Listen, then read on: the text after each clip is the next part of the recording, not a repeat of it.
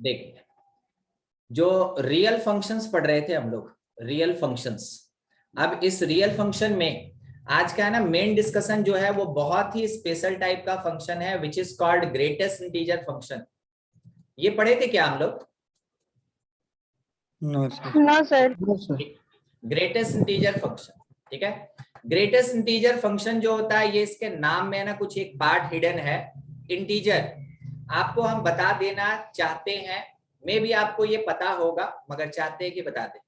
कोई भी एक रियल नंबर होता है ना, इसमें दो पार्ट होता है। एक होता है इंटीजर, जो पॉइंट से पहले होता है उसको इंटीजर कहते हैं, और इसी में एक होता है फ्रैक्शनल पार्ट, एक होता है फ्रैक्शन, और वो 0 पॉइंट के बाद वाला जो टर्म है सबका सब होता है। तो देख लिया 2.52 में कौन इंटीजर है और कौन फ्रैक्शन है, ठीक है। अगर बाय द वे लिखा है 3.57, कोई बताएगा इसका इंटीजर क्या होगा? इंटीजर 3 और फ्रैक्शन 57। इसका फ्रैक्शन 0.57। बहुत बढ़िया। नेगेटिव में ये थोड़ा सा ना उल्टा काम कर जाता है, वहां समझना जरूरी। जो नंबर लिए हैं उसी का नेगेटिव ले रहे हैं। -2.52, तब आप एक मिनट सुन लीजिए, तब जो इंटीजर होता है वो कंसीडर किया जाता है -2 -1, कहने का मतलब -3। इसलिए आपको ऐसे लिख के दिखाए ताकि आपको पता चले कि नेगेटिव इंटीजर भी पार्टिसिपेट करता है और उसमें एक यूनिट का माइनस भी होता है। और दूसरा, अगर आप फ्रैक्शन निकालते हैं तो ये 1 माइनस द फ्रैक्शन होता है, जो सॉल्व करके आ जाए अपने पास, ठीक है, ये फ्रैक्शन होता है। देखिए नेगेटिव में क्या हो रहा है, इंटीजर में एक यूनिट का -1 और फ्रैक्शन जो होता है वो 1 माइनस द फ्रैक्शन होता है। तो अगर हम लिखते हैं -3.57, कोई बताएगा integer? -4 fraction fraction sir -43 0.43। 1 minus 0.57 मतलब 0.43। तो ऐसे आपको कैलकुलेट करना होता है, ठीक है। अगर बाय द वे कोई नंबर लिखा है 7, इसका इंटीजर कितना होगा? 7। और इसका फ्रैक्शन कितना होगा? 0। यानी कि इंटीजर के पास फ्रैक्शनल पार्ट 0 होता है। तो अभी आपके सामने तीन चीज आया। एक आया पॉजिटिव रियल नंबर, उसमें इंटीजर किसको कहते हैं, फ्रैक्शन किसको कहते हैं, बस थोड़ा प्रैक्टिस कर लिए। नेगेटिव में मे भी हो सकता है आपको डाउट होगा, तो हम थोड़ा यहाँ समझा दिए आपको कि -2.52 रहेगा तो इंटीजर होगा -3 और फ्रैक्शन होगा 1 माइनस द फ्रैक्शन। और अगर इंटीजर होता है तो वैसे केस में इंटीग्रल पार्ट 7 और fractional part 0। By the way -7 लिखा तो सुन लीजिए, इंटीजर -7 ही होगा और इसमें फ्रैक्शन 0 होगा, ठीक है। इसलिए हम आपको बोले सुन लीजिए, क्योंकि हम नहीं चाहते हैं कि कोई मिसकंसेप्शन आपके पास आए। It is pure integer, it is pure integer, और इस कारण से इसका फ्रैक्शन कितना है, 0 है। मगर क्या इसको भी प्योर इंटीजर बोलिएगा? No sir. नहीं, नो सर। तो नेगेटिव में अगर प्योर इंटीजर है तो इंटीग्रल पार्ट -7 और फ्रैक्शन 0, और अगर नेगेटिव में इम्प्योर इंटीजर है यानी कि कुछ इंटीजर के साथ फ्रैक्शन भी है, तो इंटीग्रल पार्ट एक यूनिट लेस और फ्रैक्शनल पार्ट क्या होता है, 1 माइनस द फ्रैक्शन, ठीक है। ये चीज आपको जानना जरूरी है, इसलिए क्योंकि जिसको ग्रेटेस्ट इंटीजर फंक्शन कहते हैं ना, ये इतना स्पेशल फंक्शन होता है कि अगर किसी भी क्वेश्चन में लगा तो सबसे पहले ये अपने आप को सॉल्व करेगा और उसके बाद ही उस क्वेश्चन का कुछ होगा। सर क्या बोलना चाहते हैं, 1 मिनट में बस समझा रहे हैं, थोड़ा नाम बता रहे हैं आपको। जब स्क्वायर ब्रैकेट में कोई भी वेरिएबल लिखा हो, ये हमेशा ग्रेटेस्ट इंटीजर फंक्शन होता है। जब भी स्क्वायर ब्रैकेट में कोई वेरिएबल लिखा हो, ये ग्रेटेस्ट इंटीजर फंक्शन होता है। और इसका जो आउटपुट होता है, जो इसका आउटकम होता है, output of greatest integer function, that always be integer, that always be integer, उसका आउटपुट हमेशा इंटीजर ही मिलेगा हमको, ठीक है। नेक्स्ट पार्ट हम थोड़ा आपको ये बताना चाहेंगे, अगर ग्रेटेस्ट इंटीजर के अंदर हम 3.53 रख दिए ना, तो इसमें इंटीजर कितना है, 3। आउटपुट 3 आएगा। अगर हम माइनस 3.53 रख दिए, इंटीजर कितना है? -4 -4, सूत्र में यही आया -4 -4। अगर हम इसके अंदर में -3 रख दें, इंटीजर कितना है? -3 -3। और अगर ग्रेटेस्ट इंटीजर के अंदर +3 है, आउटपुट क्या होगा? 3 +3। 4 टाइप का ही नंबर होता है, इसको छोड़कर किसी भी टाइप का नंबर आपको नहीं मिलेगा। एक मिलेगा आपको positive real number with fraction, एक मिलेगा negative real number with fraction, एक मिलेगा आपको नेगेटिव इंटीजर और एक मिलेगा पॉजिटिव इंटीजर। चारों का नेचर आपको जरूर पहचान लेना चाहिए कि कहाँ पे क्या आंसर होता है। ठीक है, कहाँ पे क्या आंसर होता है। तो ये जो मेरे पास ग्रेटेस्ट इंटीजर फंक्शन है, इसका आउटपुट हमेशा इंटीजर ही होगा। मान लीजिए कोई आपसे ये क्वेश्चन कर दे कि देखो क्या करो कि तुम फ्रैक्शन बताओ, fractional part of greatest integer 2.5719, बोलिए तो क्या आंसर दीजिएगा? 0.5719। एक आंसर मिला 0.5719, और कोई आंसर?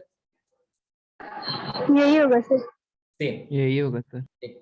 मेरा आंसर केवल सुन लीजिए, 0। ठीक है, अब हम आपको डिफरेंस समझाते हैं। पता है क्या होता है, जब आप 11 क्लास में आते हैं और जेई का प्रिपरेशन करते हैं, या आपका स्कूल एग्जामिनेशन, जरूरी नहीं है, ठीक है, कहीं भी, वो आपके साथ स्टेटमेंट में खेलना स्टार्ट करता है। सर नहीं समझ में आ रहा, आप क्या बात कर रहे हैं, हमको तो अपना आंसर एकदम 100% करेक्ट लग रहा है। आप मेरी बात को सुनिएगा और देखते चलिए। हम आपसे ये बोले फ्रैक्शनल पार्ट ऑफ 2.5719, और हम आपसे ये बोले कि fractional part of greatest integer 2.5719, दोनों में सबसे पहले लिखने में डिफरेंस आपको दिखा के मिला।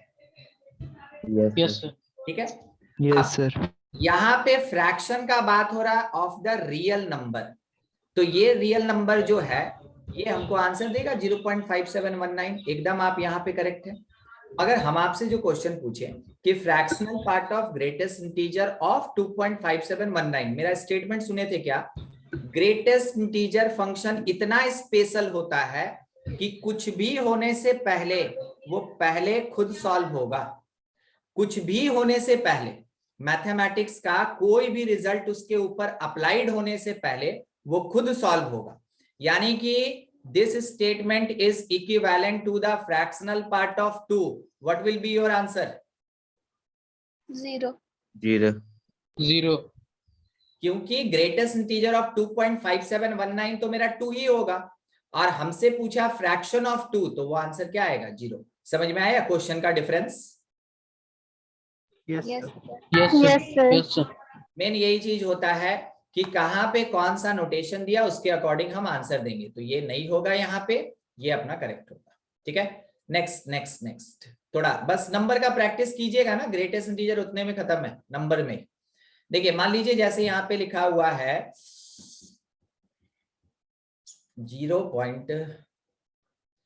Greatest integer of 3.192 minus greatest integer of -3.50001, क्या आंसर आएगा? सॉल्व कर लिया, वेट कर लेते हैं। 6 सुनने में आया, मगर ये गलत है। 0 भी सुनने में आया, मगर वो भी गलत है।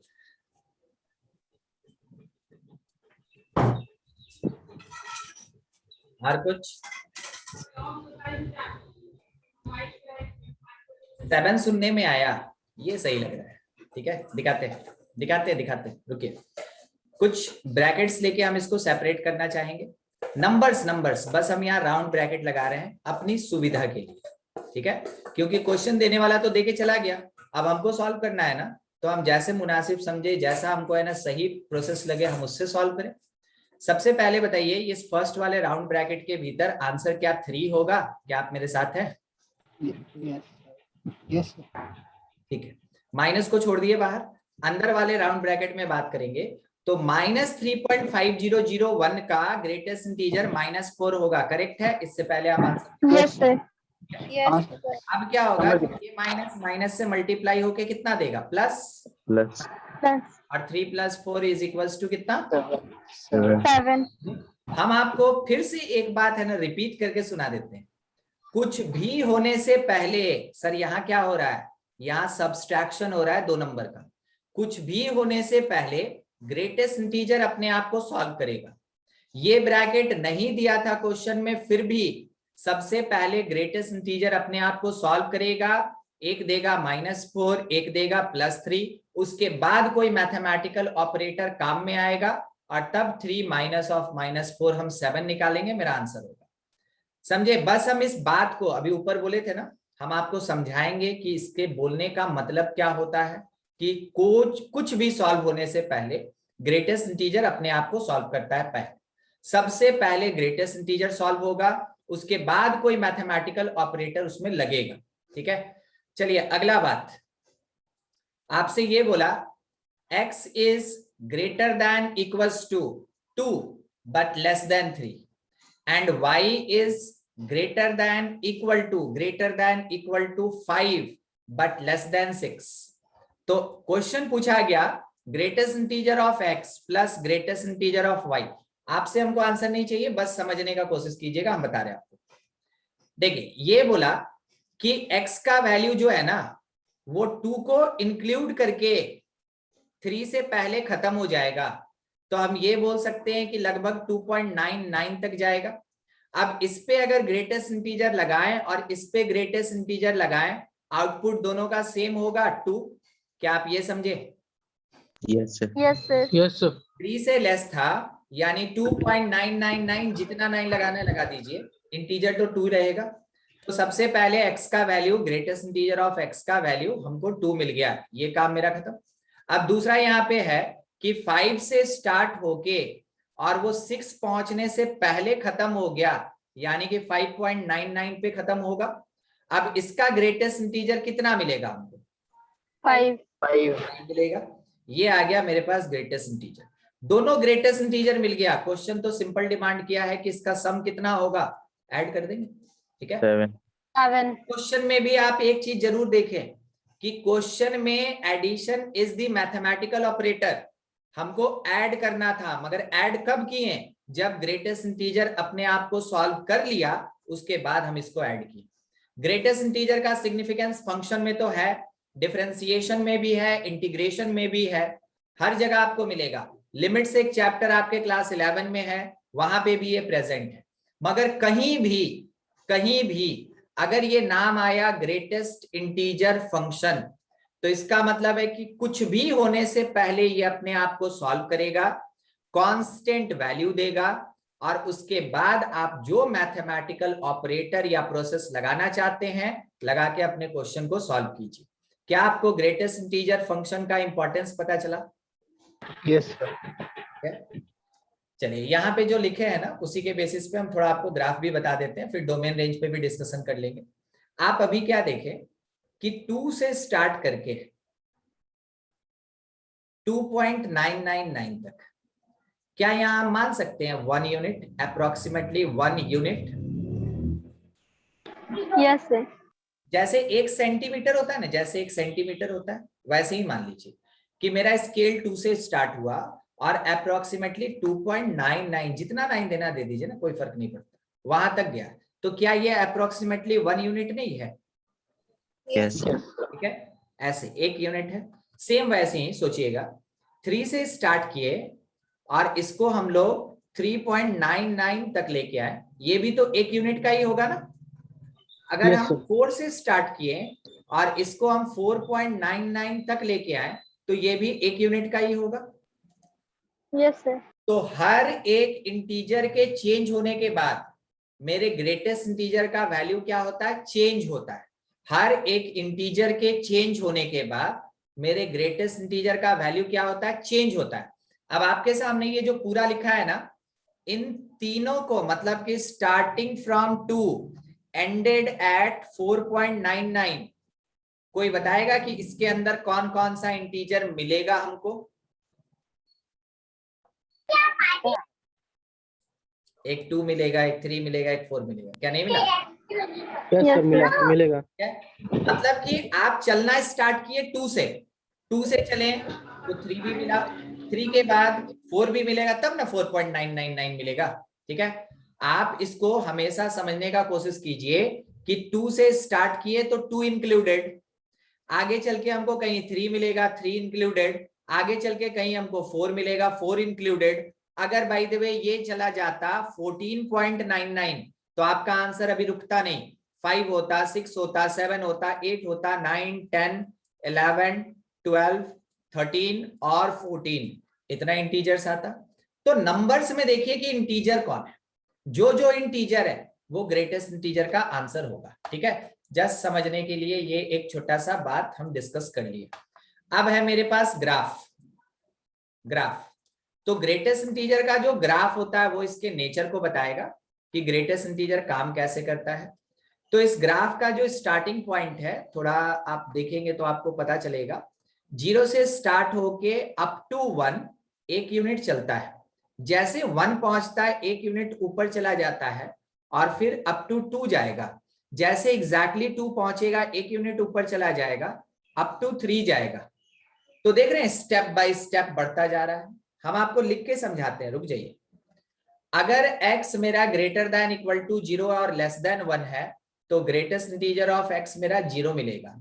1 यूनिट के लिए पूरा का पूरा फंक्शन हमको केवल 0 देगा, इसलिए ये x एक्सिस पे चल रहा है, x एक्सिस पे चल रहा है। जैसे हम x को 1 के साथ लेके 2 तक पहुंचाते हैं, ग्रेटेस्ट इंटीजर ऑफ x का वैल्यू 1 हो जाता है। तो देखिए, जैसे x का वैल्यू 1 हुआ, मेरा फंक्शन 1 यूनिट ऊपर चला गया, 1 यूनिट ऊपर चला गया। और इसके बाद अगर हम x का वैल्यू 2 के बराबर लेते हैं, मेरा फंक्शन 1 यूनिट और ऊपर चला गया। ठीक है, और यहां से लेके 3 तक ग्रेटेस्ट इंटीजर हमको क्या प्रोवाइड करेगा? 2। तो ग्रेटेस्ट इंटीजर का जब ग्राफ बनाने बोले ना, स्टेप बाय स्टेप एक एक यूनिट पे बनाते जाएंगे, ये आगे बढ़ता जाए। और ये भी समझ लें कि ये पॉइंट आपका 3 होगा और लास्ट वाला पॉइंट आपका 4 होगा। पीछे भी सेम नेचर, सेम ग्राफ आप पढ़ेंगे, पता है फिजिक्स में भी आपको ग्राफ पढ़ना है, उस समय आपको वेलोसिटी, एक्सेलरेशन, इन सब का ग्राफ बताया जाएगा। और यहाँ पे हम लोग कौन से फंक्शन का ग्राफ देख रहे हैं? Greatest integer function. आपको ये समझना है, ये -1 है, ये -2 है, ये -3 है, एकदम एक एक इंटीजर, केवल एक एक इंटीजर, ये 1 होगा, 2 होगा, ऊपर 3 होगा। ये ग्राफ बन गया। ग्राफ देखने में क्या आपको सीढ़ी टाइप लग रहा है? सीढ़ी। Yes, sir. ठीक है, तो देखने में जैसा लगता है ना, वैसे इसका नाम भी होता है। क्या आप लोग एटॉमिक स्ट्रक्चर केमिस्ट्री वाला बात कर रहे हैं? ठीक है, उसमें थॉमसन मॉडल पढ़े हैं स्ट्रक्चर ऑफ एटम का? Yes, sir. उस स्ट्रक्चर का एक और नाम है ना plum and pudding structure, Yes, sir. और एक और नाम है वाटरमेलन स्ट्रक्चर। मतलब देखने में कैसा लगा? ओरिजिनल नेम क्या है? थॉमसन स्ट्रक्चर ऑफ मॉडल, मगर देखने में वो वाटरमेलन की तरह लगा तो वाटरमेलन स्ट्रक्चर, देखने में वो प्लम और पुडिंग की तरह लगा, जिसको हम लोग हलवा बोलते हैं वैसा। ठीक है, वैसा, तो उसको नाम दे दिया गया। अभी ये देखने में हमको कैसा लग रहा है? स्टेप फंक्शन, तो हम नाम नहीं दे रहे हैं, सीढ़ी जैसा। मैथमेटिक्स इसको नाम दिया है कि जो ग्रेटेस्ट इंटीजर फंक्शन होता है, काफी दुबला चल रहा है मेरा पेन, हाँ, जो ग्रेटेस्ट इंटीजर फंक्शन होता है इसको स्टेप फंक्शन भी कहते हैं। और इसका एक और नाम है, it is also called floor function. जब आप सीढ़ी पे चलते हैं तो फ्लोर को टच करते हैं कि रूफ को टच करते हैं? फ्लोर। जमीन पे ना पैर आपका कहाँ पड़ता है? जमीन पे। लटक के नहीं चढ़ते हैं सीढ़ी पे, है ना? सीढ़ी पे क्या करते हैं हम लोग? पांव ऐसे रखते हैं। जब अपना पांव वहां रखें तो पांव जहां रखें वो बॉटम पार्ट है, और वो बॉटम पार्ट क्या कहलाया? फ्लोर कहलाया। इस कारण से इसका एक और नाम है फ्लोर फंक्शन, स्टेप फंक्शन, और इसका ओरिजिनल नाम क्या है? Greatest integer function. अब सवाल रह गया कि इसका डोमेन कितना? क्या कोई ट्राई करना चाहेगा? डोमेन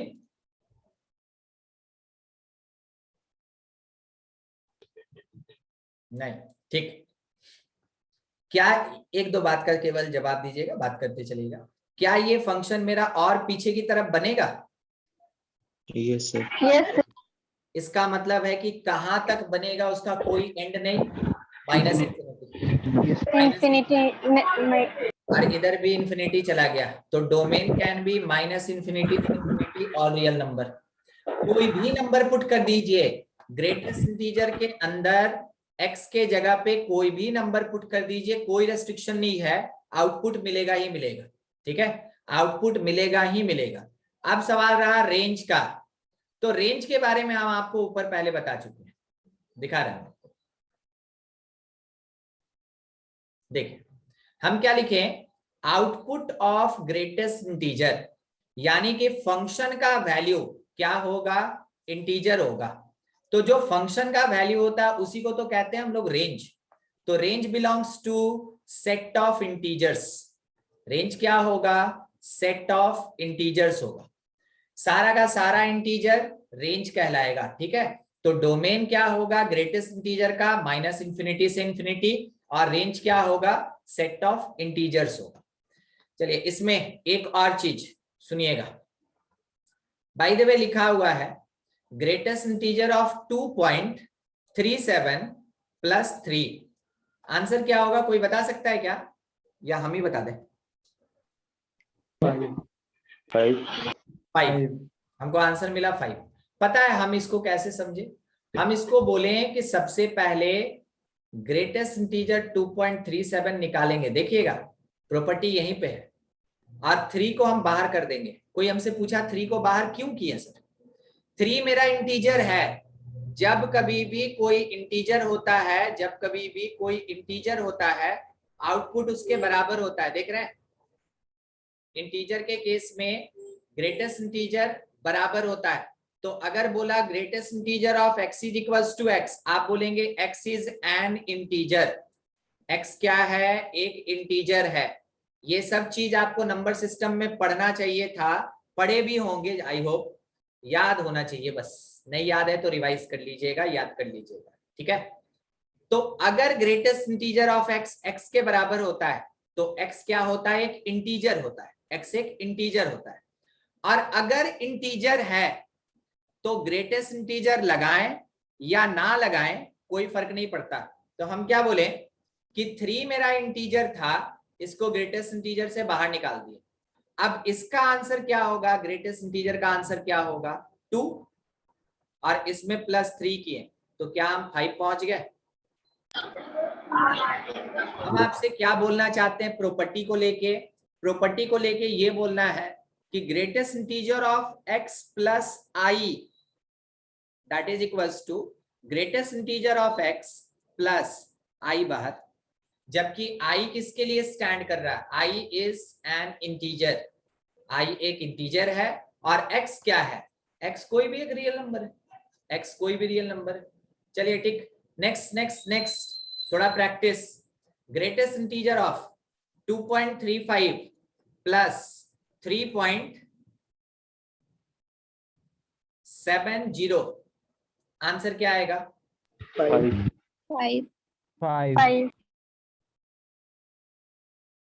चेक कर ले आप।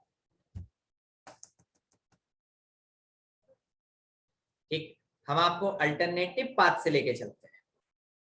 ग्रेटेस्ट इंटीजर में ये भी मेरे पास नंबर और नंबर, तो आप जब इसको ऐड करेंगे ना तो इट इज 506। क्या आपको एडिशन 6.05 मिला इन दोनों को ऐड करके, चेक कर ले। अब इसका ग्रेटेस्ट इंटीजर कितना होगा, 6 होगा। ग्रेटेस्ट इंटीजर नंबर आपके साथ खेल जा रहा है, बताइए क्या क्या आप लोग दिन दिखाइएगा, नंबर आपके साथ खेल जा रहा है। ठीक है, अगली बार लिखा है 5.21 प्लस यहां लिखा है 3.22, आंसर बोलिए 8। एकदम ठीक। चलिए अल्टरनेटिव पाथ पे सोचिए, 5 + 3 8 पॉइंट, ये हम लोग को देगा 43, और 8.43 का ग्रेटेस्ट इंटीजर कितना मिलेगा, 8। ठीक है, 8. कोई ज्यादा मुश्किल चीज नहीं। अब हम आपको क्या समझाना चाहते हैं वो सुन लीजिए। Greatest integer of x plus y जो होता है, यानी कि 2 नंबर के एडिशन का ग्रेटेस्ट इंटीजर, 2 नंबर के एडिशन का ग्रेटेस्ट इंटीजर, ये में भी बड़ा हो सकता है, सॉरी हाँ ठीक है, बड़ा और इक्वल हो सकता है, हमको लगा हम उल्टा साइन देते हैं, ठीक है। Greater than equal to the individual greatest integer parts, individual greatest integer parts. ये क्या बोल रहे हैं सर? सर बोल रहे हैं कि 2 नंबर अगर आपके पास प्रोवाइडेड है तो एक बार दोनों को ऐड करके और तब ग्रेटेस्ट इंटीजर निकालें, या फिर पहले ही ग्रेटेस्ट इंटीजर निकाल के ऐड कर लें। तो क्या होगा कि जब सम करके ग्रेटेस्ट इंटीजर निकला वो बड़ा होगा या फिर वो इक्वल होगा।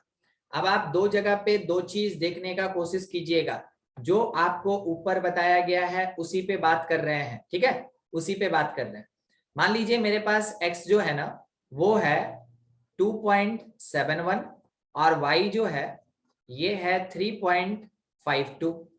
तो पहले हम greatest integer x plus y निकाल रहे हैं, यानी कि नंबर्स को ऐड करेंगे और फिर इसका ग्रेटेस्ट इंटीजर वैल्यू निकालेंगे।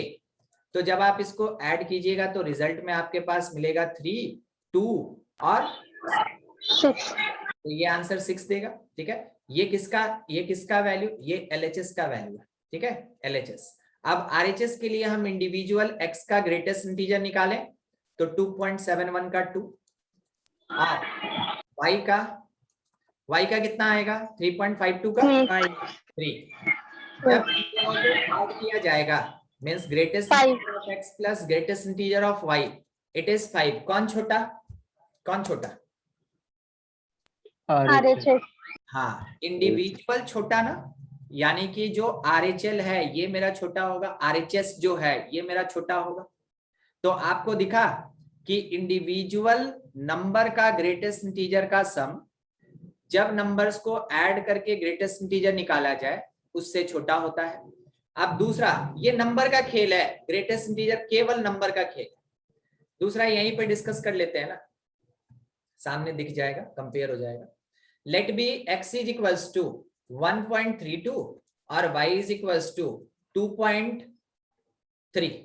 बस तो सोच के ये कितना होगा बताइए, आप आंसर बोलिए, आंसर बोलिए।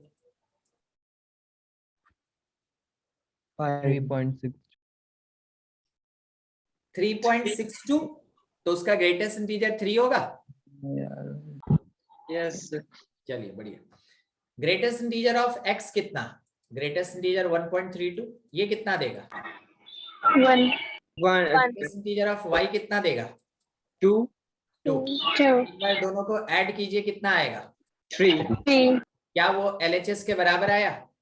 यस सर ठीक है, यस सर। तो वो में भी इक्वल भी हो सकता है, आइदर जो पहले सम किया गया वो ग्रेटर हो सकता है। एक इंपॉर्टेंट प्रॉपर्टी में काउंट होता है, और प्रॉपर्टी आपको यहाँ पे फंक्शन के बेसिक पार्ट में नहीं यूज होता है, वो जब आप कॉम्पिटिटिव लेवल का पढ़ेंगे, कॉम्पिटिटिव लेवल का फंक्शन आपके 12 में है तब काम आएगा, कॉम्पिटिटिव लेवल का लिमिट्स आपके 11 में है तब काम आएगा, कॉम्पिटिटिव लेवल का डिफरेंशिएशन आपके 12 में है तब काम आएगा, इंटीग्रेशन 12 में है तब काम आएगा। पता नहीं क्यों ऐसे पढ़ाता है कि आधा दे देगा, यहाँ बोलेगा 11 में पढ़ लो और 1 साल याद रखना और 12 में जाके उसको यूज करना, ठीक है। यही मुश्किल होता है स्टूडेंट के साथ कि वो भूल जाता है, ठीक है। तो क्या करना है कि बीच बीच में लाते रहेंगे हम, क्वेश्चन है ना, हम जबरदस्ती भी खींच के लाते रहते हैं कभी कभार, ताकि स्टूडेंट को हमेशा याद रहे कि ग्रेटेस्ट इंटीजर क्या होता है और कैसे काम करता है, ठीक है। ये था ग्रेटेस्ट इंटीजर फंक्शन, आप समझ गए, इसका ग्राफ, इसका नेचर, इसका 2-3 प्रॉपर्टी, इसका डोमेन, इसका रेंज और नंबर्स पे ये कैसे अप्लाइड होता है, ठीक है। आगे बढ़ते हैं, खत्म। नेक्स्ट आपको इंट्रोडक्शन जो लेना है, आपको देखना है मॉडुलस फंक्शन। क्या मॉडुलस कभी पढ़े थे?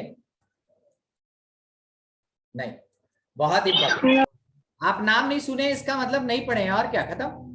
आप नाम अगर नहीं सुने इसका मतलब हम लोग नहीं पढ़े हैं। तो आइए, स्कूल और कंपटीशन दोनों एक दूसरे को थोड़ा सा अपोज करता है, ठीक है।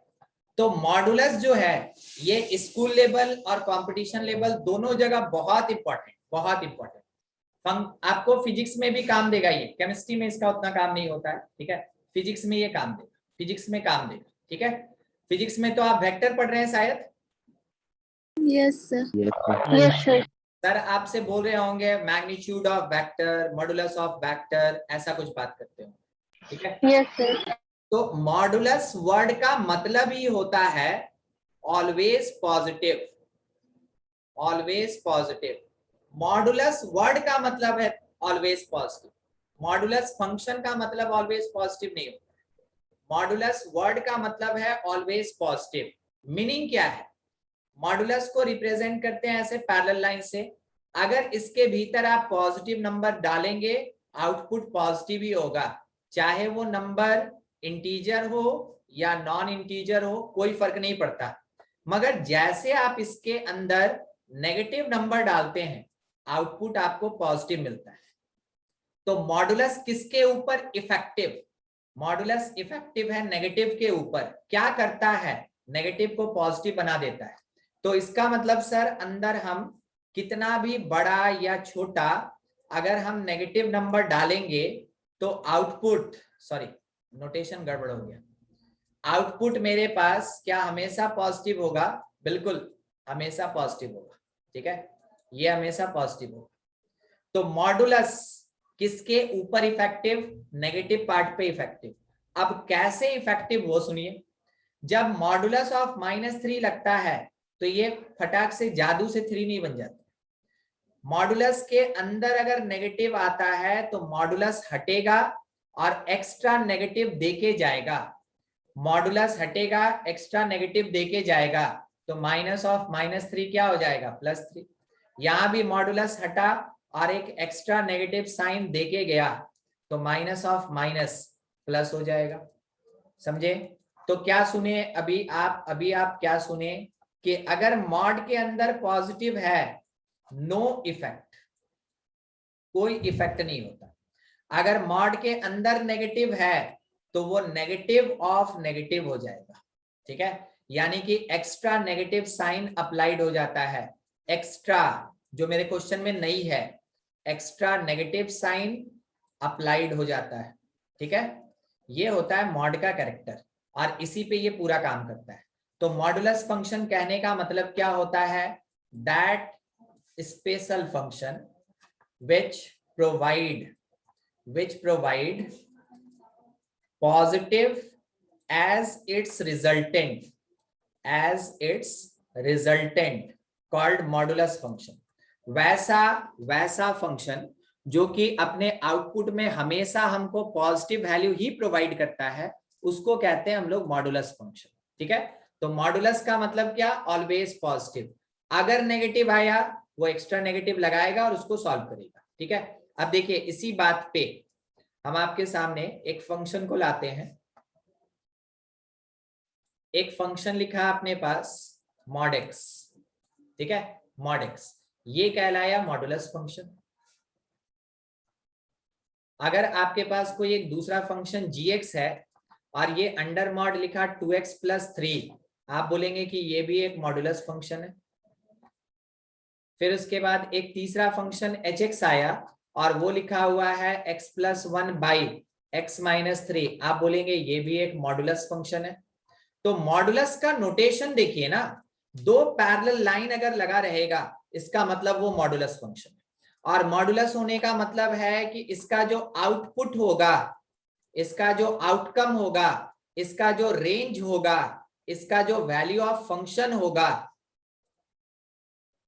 वो हमेशा पॉजिटिव होगा, वो हमेशा पॉजिटिव होगा, ठीक है। आउटपुट का मतलब ही रेंज होता है और उसी का मतलब वैल्यू ऑफ फंक्शन होता है। और वो बार बार मॉडुलस के केस में क्या मिलेगा? हमको पॉजिटिव मिलेगा, बार बार हमको पॉजिटिव मिलेगा, ठीक है। Next part, redefinition of modulus. Redefinition of modulus. Sir ये क्या है? ये क्या है? ठीक है, चलिए आगे चल के आप पढ़ेंगे, आगे चल के आप फिजिक्स में पढ़ेंगे। पहले तो फिजिक्स में डिफरेंशिएशन आएगा। पढ़ेंगे कि डिफरेंशिएशन ऑफ x जो होता है ना ये 1 होता है। D D x represent differentiation, differentiation of x जो होता है वो 1 होता है। कारण है कि आपको पता चल रहा होगा dx बाई dx कट गया और ये 1 आ गया। आगे चल के आपको फिजिक्स में ऐसा नहीं पढ़ने मिलेगा क्योंकि ये मैथ का पार्ट है कि D D x of mod x क्या होगा। पता है ये ना डिफाइंड नहीं होता है, नॉट डिफाइंड। सर क्यों? क्यों?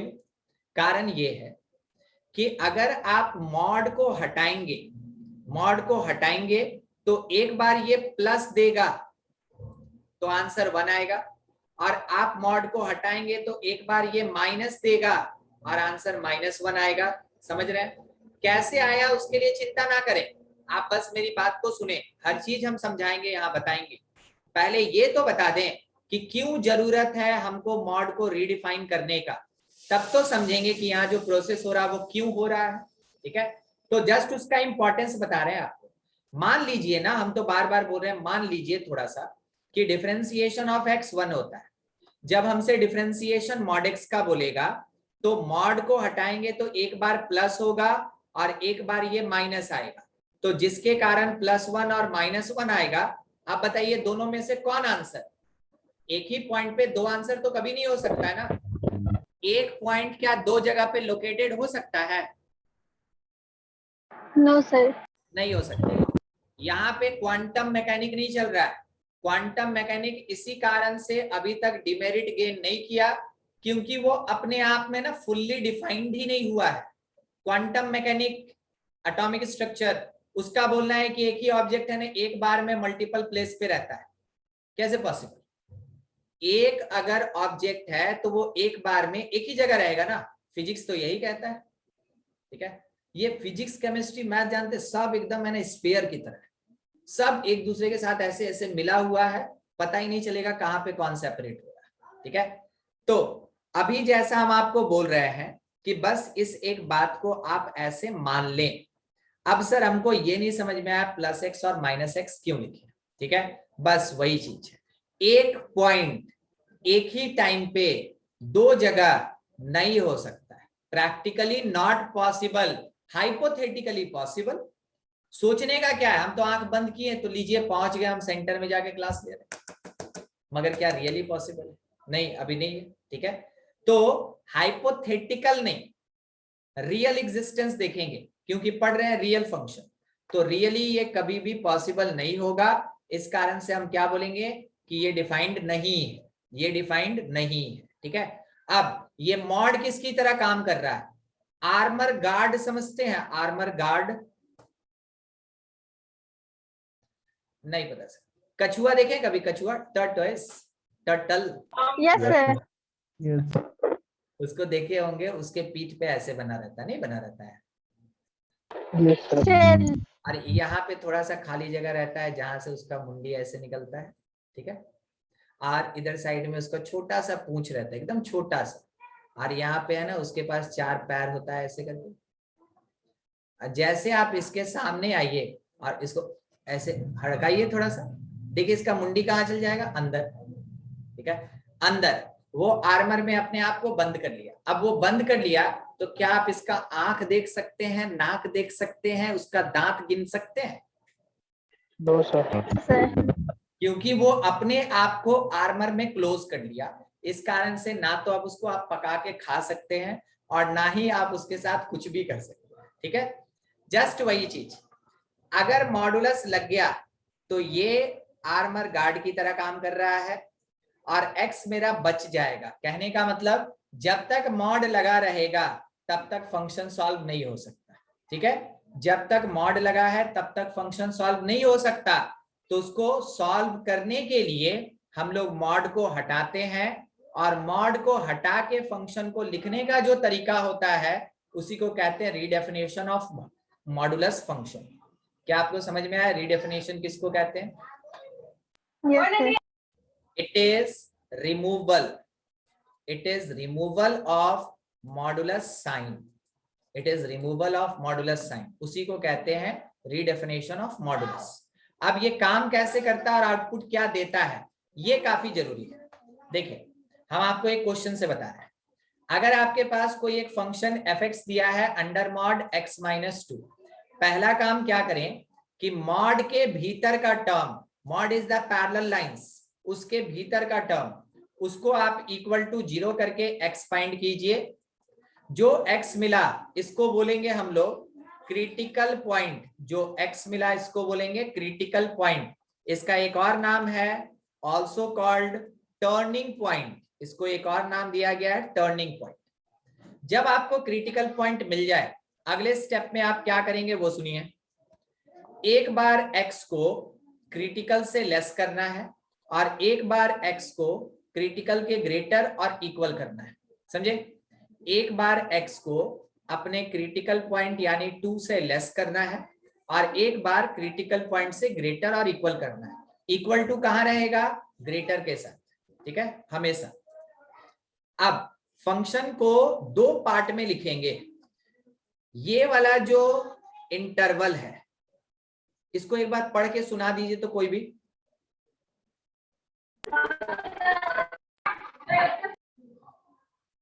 X less than 2. बस काम का वर्ड ये है लेस। अगर लेस देन का साइन लगा हुआ है, अगर लेस देन का साइन लगा हुआ है, x मेरा लेस देन क्रिटिकल पॉइंट है, मॉडुलस को हटाएंगे, नेगेटिव साइन लगाएंगे, ठीक है। ये किसी पार्टी का नारा नहीं है, ये मॉडुलस को रिडिफाइन करने का तरीका है, ठीक है। जब भी लेस देन लगा रहेगा तो मॉडुलस साइन को हटा देना है और उसके जगह एक्स्ट्रा नेगेटिव साइन लगा देना है। जब ग्रेटर देन इक्वल टू होता है, जब ग्रेटर देन इक्वल टू होता है, सिंपल मॉडुलस को हटा के और फंक्शन को लिख देना है, काम खत्म। ये जो आपके सामने एक्सप्रेशन आया, ये जो आपके सामने एक्सप्रेशन आया, it is called redefined function. ये जो एक्सप्रेशन आया ना पूरा का पूरा, इसको हम लोग बोलेंगे रीडिफाइंड मॉडुलस फंक्शन। इसको कहते हैं रीडिफाइंड मॉडुलस फंक्शन। आप ध्यान रखें, मॉडुलस का फंक्शन भी होता है, मॉडुलस का इक्वेशन भी होता है, मॉडुलस का इन इक्वेशन भी होता है। तो हम लोग फंक्शन पढ़ लिए, किसी एक दिन वैसे ही एक्स्ट्रा क्लास लग जाएगा और आपको इक्वेशन और इन इक्वेशन पढ़ा देंगे। कारण है कि ये प्योरली कंपटीशन, ठीक है, और इसमें समय लगता है तो हम नहीं चाहते हैं। एक तो आपका है ना बैच थोड़ा लेट से स्टार्ट हुआ है, इसलिए तो हम आपको एक्स्ट्रा टाइम देके ही इसको पढ़ाएंगे। अभी हम आपको केवल और केवल फंक्शन के बारे में बता रहे हैं, जो स्कूल में भी काम आता है, मीन्स स्कूल एग्जामिनेशन, और आपके कंपटीशन में भी काम आता है। मगर ये प्योरली कॉम्पिटिटिव पार्ट है तो थोड़ा समय बचाना है। तो रेगुलर बैच छोड़ के एक्स्ट्रा क्लास लगेगा, तब आपको हम मॉडुलस का इक्वेशन और इनइक्वेशन दोनों पढ़ाते हैं, ठीक है, स्मूथली चलेगा वहां, ठीक है। तो रीडिफाइंड मॉडुलस फंक्शन कैसा है देख लीजिए। बस क्या ध्यान रखना, लेस के समय मॉड हटा के एक्स्ट्रा नेगेटिव साइन लगा देना है और कुछ नहीं, ठीक है, और कुछ नहीं। चाहते हैं कि एक क्वेश्चन आप खुद से बना लें ताकि हमको है ना थोड़ा सेटिस्फैक्शन हो जाए कि आया कि नहीं आया।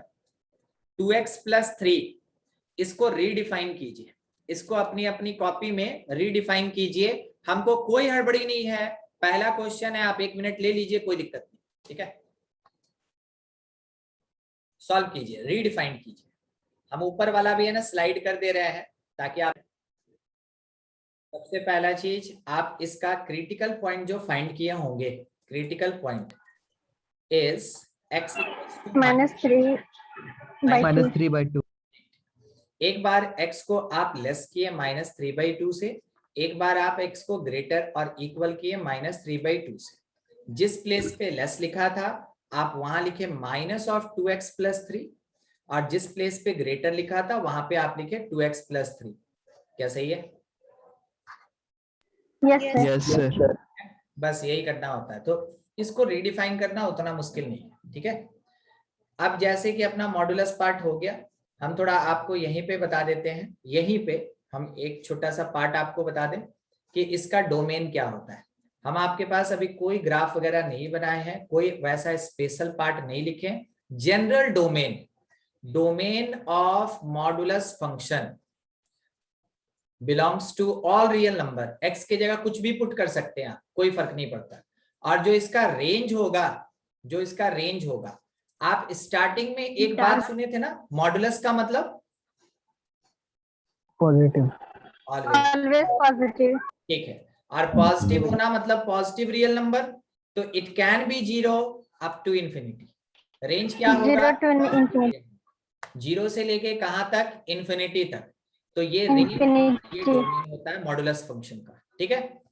हाँ, अब इसमें स्पेशल केसेस आता है, तो जब इक्वेशन और इनइक्वेशन पढ़ाएंगे उस समय हम बता देंगे। जनरल तौर पे ये मान लीजिए मेरे पास फंक्शन fx है, अब ग्राफ पे बात कर रहे हैं, mod x, हम इसको रीडिफाइन किए, तो ये आया मेरे पास plus x when x greater than equal to 0 minus x when x less than 0। इसका जब ग्राफ ड्रॉ किया जाएगा तो हमेशा याद रखिएगा मॉडुलस का ग्राफ भी शेप का होता है। मॉडुलस का ग्राफ भी शेप का होता है, भी फॉर वैन, ठीक है, भी शेप्ड होता है, जबकि ये बीच में y एक्सिस है और ये x एक्सिस है। ये जो पॉइंट है जहां पे वो दोनों मिल रहा है, इसको बोलते हैं वर्टेक्स। ये जो है कॉर्नर पॉइंट, इसको कहते हैं वर्टेक्स। और ये वर्टेक्स वही है जो आपका क्रिटिकल पॉइंट होता है। ग्राफ में इसको वर्टेक्स कहते हैं और थ्योरेटिकल कैलकुलेशन में उसको क्रिटिकल पॉइंट कहते हैं। जो राइट साइड गया, ठीक है, जो x की तरफ लाइन जा रहा है, x की तरफ लाइन, ये हमेशा ग्रेटर देन वाला होगा। ग्रेटर हमेशा राइट जाता है, तो it is y equals to x। और जो लेफ्ट की तरफ गया यानी कि लेस में, वो होगा y equals to minus x, वो होगा y equals to minus x. ठीक है, ये चीज देख लीजिए। इसका रेंज 0 से लेके ऊपर जा रहा है, इसका domain minus infinity plus infinity दोनों तरफ बढ़ते जा रहा है। ठीक है, ये होता है अपना मॉडुलस फंक्शन। अब दूसरा कि सर अगर कोई दूसरे टाइप का मॉडुलस हो तो ग्राफ कैसे बनाएं, यानी कि अगर अंडर मॉड x माइनस 2 लिखा है तो ग्राफ कैसे ड्रॉ करें। आप इसका क्रिटिकल पॉइंट निकालिए, x इक्वल्स टू 2 आएगा। उसके बाद अपने एक्सिस पे मार्क कीजिए कि 2 कहां पे होगा। ऑब्वियस सी बात है, ओरिजिन से राइट होगा, यहाँ 2 0। यहाँ पे भी टाइप का शेप बनाइए, ग्राफ बन के तैयार। ये हुआ शॉर्टकट टाइप का ग्राफ। राइट साइड जो भी होगा मॉड हटा के लिख दीजिए, लेफ्ट साइड जो भी होगा मॉड हटा के माइनस लगा दीजिए, बन गया। ठीक है, क्या आपको समझ में आया graph of modulus function? Yes, sir. Yes, Yes, sir. कोई मुश्किल चीज नहीं होता है। Yes, sir. मुश्किल खड़ा करेगा इक्वेशन में और इन इक्वेशन में, जब पढ़ेंगे तभी बताएंगे, क्योंकि अभी पढ़ के और उस समय है ना यूजफुल नहीं होता है, इसलिए जब पढ़ेंगे तभी हम बताएंगे आपको। ठीक है, ये था पूरा का पूरा मॉडुलस फंक्शन। ठीक है, मॉडुलस फंक्शन। अब आपको एक ट्रिक दे रहे हैं, बाय द वे, अगर मल्टीपल मॉड आ गया तो क्या करेंगे। ग्राफ ड्रॉ करने अगर बोल दिया मेरे स्कूल वाला तो हम क्या करेंगे। नंबर देख रहे हैं क्या क्या लिखा है, नंबर 2 और -2, -2. दोनों का डिफरेंस कितना होगा, डिफरेंस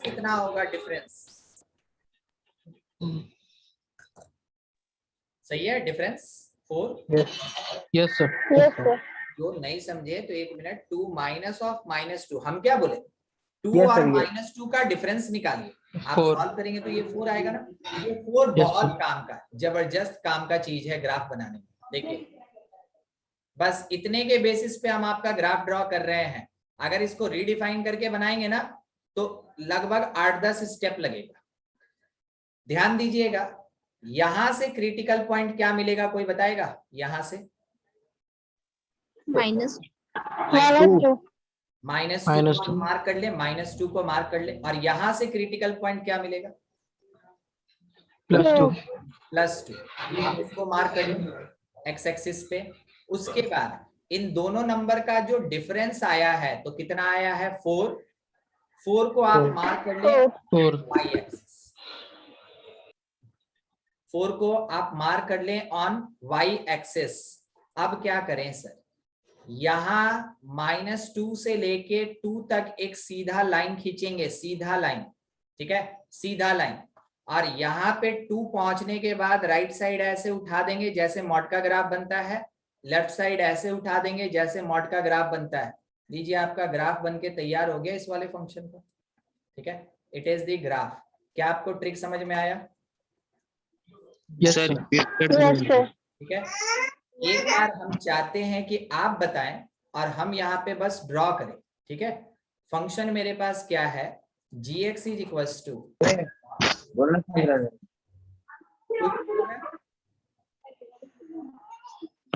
आयुष कुछ बोल रहे हैं?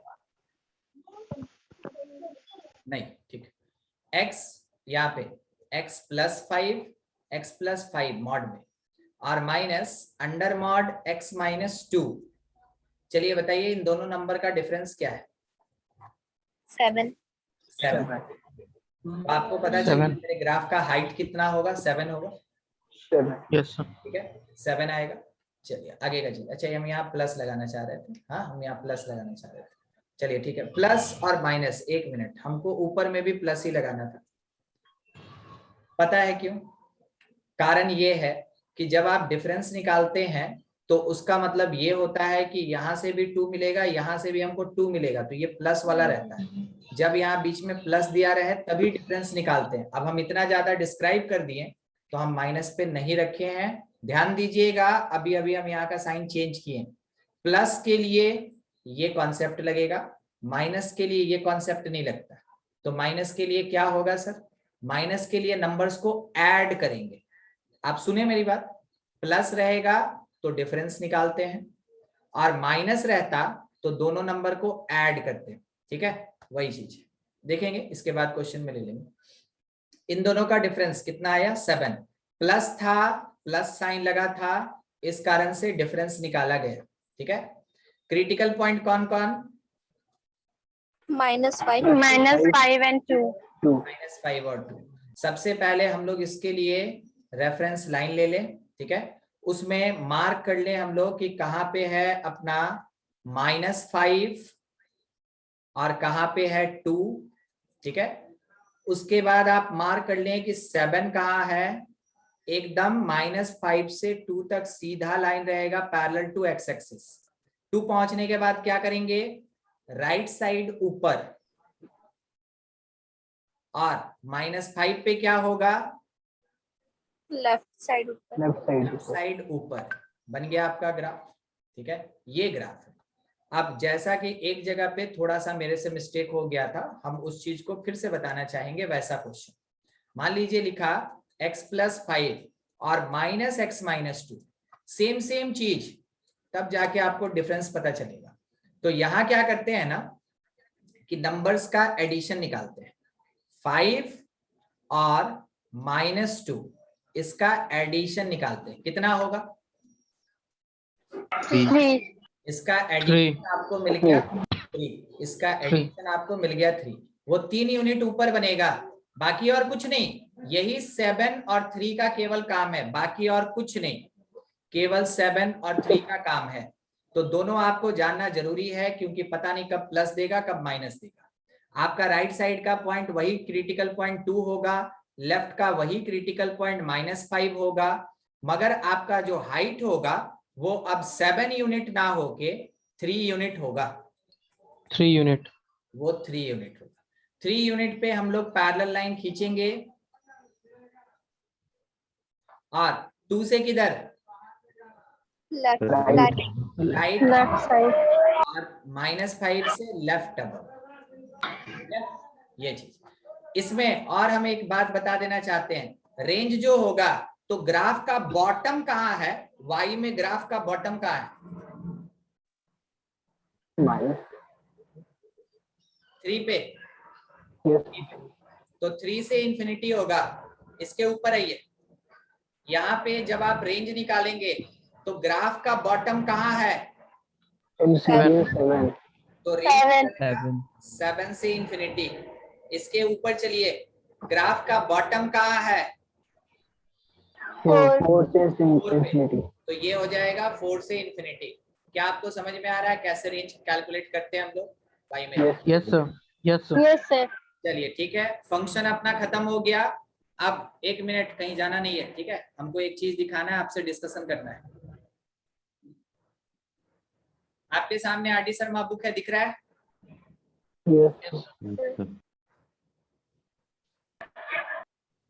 आ गया ना? Yes, sir. Yes, sir. ठीक है, इधर थोड़ा मरम्मत का काम चल रहा है, वही लोग।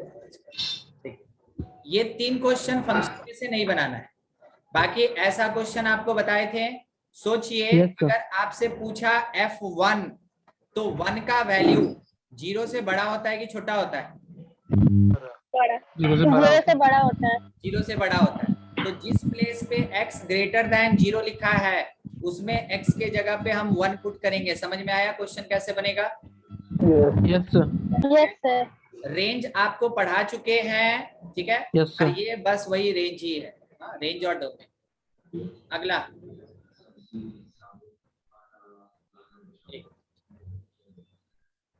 देख, ये आपको इमेज भी पढ़ाए थे ना, इमेज और pre image. Yes, sir. Yes, sir. Domain भी बता चुके हैं। आइए आगे। फर्स्ट एक्सरसाइज आप पूरा कंप्लीट कर लिए हैं क्या? Yes, sir. Yes, sir. जो नहीं बनेगा एकदम क्वेश्चन लेके आना है, ऐसा नहीं कि डाउट में रहे। क्या आपको f ऑफ fx वाला चीज बताए थे पिछले क्लास? Yes. Yes, sir.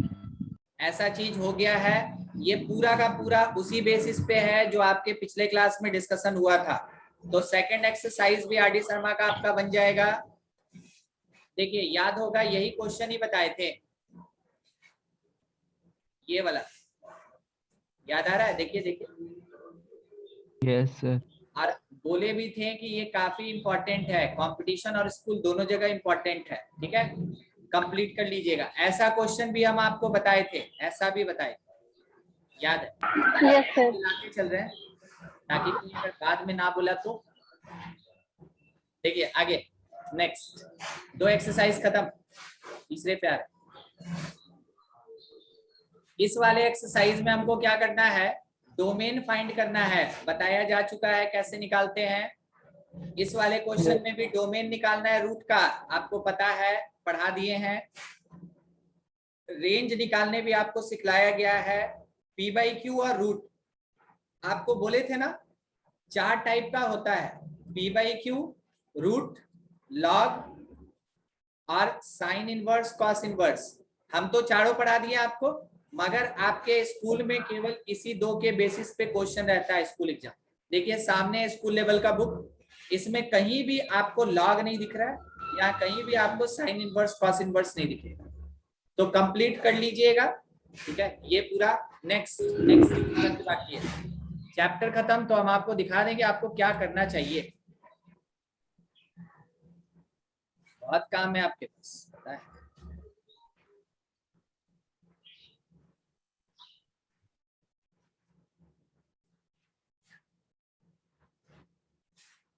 देखिए फोर्थ एक्सरसाइज में ऐसा क्वेश्चन आपको बताए थे ना, f+g। हमको याद नहीं आ रहा इसलिए पूछ रहे हैं।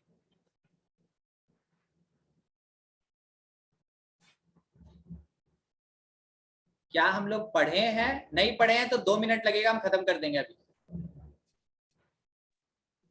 No, sir. नहीं पढ़े हैं साक्षी, ठीक है, No, sir. कोई बात। चलिए इसीलिए है ना, ये चेकिंग हो गया, बढ़िया है। आप देख रहे हैं इसमें क्या लिखा, f+g, f-g, cf और gf। हम यहीं पे सॉल्व करेंगे, देखिएगा।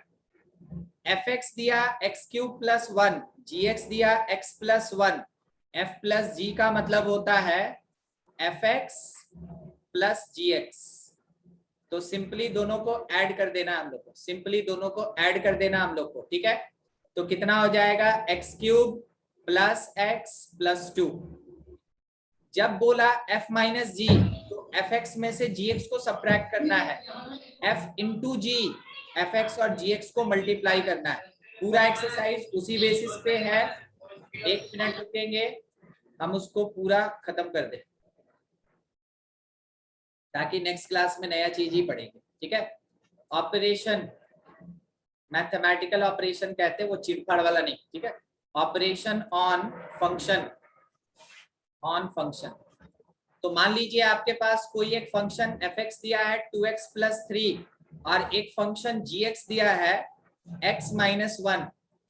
पहला सवाल f + g कितना, तो हम समझेंगे fx + gx।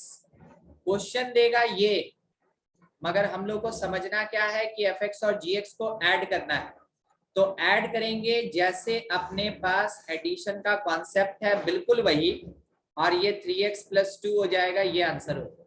दूसरा, अगर f - g मांगा तो 2x + 3 में से x - 1 को सब्ट्रैक्ट करेंगे, ये x + 4 हो जाएगा। तीसरा, अगर f * g मांगा मतलब fx * gx और मल्टीप्लाई करेंगे 2x + 3 * x - 1, सॉल्व कीजिए, ये 2x² - 2x + 3x x - 3 आए, ये आपका आंसर हो गया। अगर कोई ये बोल दिया कि c मतलब कांस्टेंट इनटू f, मतलब कि c से मल्टीप्लाइड है fx, यानी c * 2x + 3, तो लिखेंगे 2cx + 3c, केवल मल्टीप्लाई कर देना है। नेक्स्ट, अगर f/g बोला तो इसका मतलब है fx में gx से डिवाइड करेंगे, तो 2x + 3 में डिवाइड करेंगे x - 1 से, यही छोड़ दीजिए, यही आपका आंसर हो गया। जितना बुक में पूछा उससे हटके थोड़ा सा और। अगर बाय द वे आपसे ये बोला कि f/g ऑफ 2 कैलकुलेट कीजिए, तो क्या करना है, पहले फाइंड करना है fx/gx और उसके बाद आपको उसमें पुट करना है x = 2। तो ऑलरेडी मेरे पास fx/gx है ना, ये है 2x + 3 / x - 1। तो अगर f/g ऑफ 2 निकालना है तो x के जगह 2 पुट करेंगे, x के जगह 2 पुट करेंगे, 7 आएगा। Yes, sir. Yes, sir. बस यही एक बात। अगला एक और, मान लीजिए हमसे मांगा f + g ऑफ 1/2, इसका मीनिंग क्या हुआ, फाइंड करेंगे fx + gx और उसके बाद पुट करेंगे x के प्लेस पे 1/2। तो fx + gx कितना, ऊपर निकाले थे, फिर निकाल लेंगे, क्या दिक्कत, 2x + 3 और प्लस x - 1, सॉल्व किए तो 3x + 2 आया। और इसके बाद क्या करना है, पुट करना है x के प्लेस पे 1/2, तो आपको मिलेगा f + g ऑफ 1/2। तो 3 × 1/2 at the place of x + 2, ये हो जाएगा कितना, 7/2 आपका आंसर। ठीक है, अब इतने के लिए बस लास्ट एक्सरसाइज फंस जाता, इसलिए हम खत्म कर दिए। कोई दिक्कत अभी तक? 6-7 पॉइंट बताए आपको? No, sir. No, sir. No, sir. पूरा का पूरा सर ये फिर से नाच। सर ये क्या था, मतलब ये कोई फंक्शन था या क्या था? ये फंक्शन का मैथमेटिकल ऑपरेशन था। मैथमेटिक्स में ऑपरेटर कितना होता है, 4। कौन कौन सा? 4, plus minus divide Minus into and divide. Multiplication. एकदम आप सही बोले। तो देखिए यहाँ पे देखिएगा, फंक्शन का प्लस, फंक्शन का माइनस, फंक्शन का मल्टीप्लिकेशन, फंक्शन का डिवीजन, यही सिखला रहे थे आपको।